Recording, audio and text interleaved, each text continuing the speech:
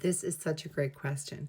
So if you listen to the majority of singers have they tend to sing in an American accent or a very neutral sounding accent.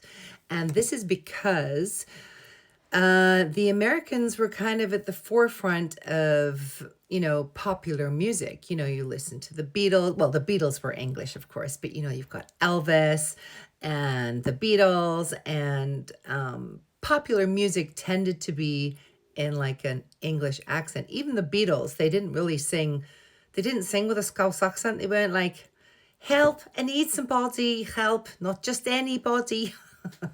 Do you know what I mean?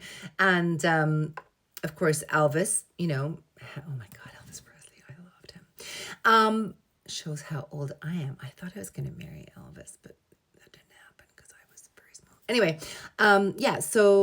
I've actually worked with a number of different singers from the Netherlands, in Holland, to German, to a Russian singer. And yeah, I've basically worked with a number of singers whose second language is English, and just to make them sound more neutral, like make them sound more American when they sing.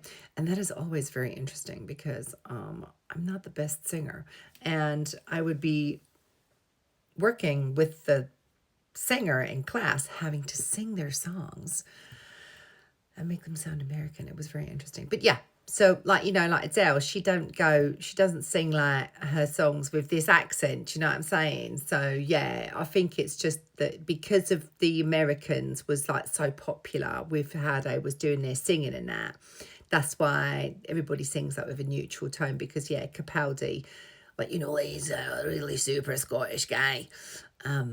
And you don't hear him singing with that super Scottish accent. Anyway, I hope that's answered your question. I think I've waffled, to be fair, but you never know. Maybe it was interesting to somebody. I don't know.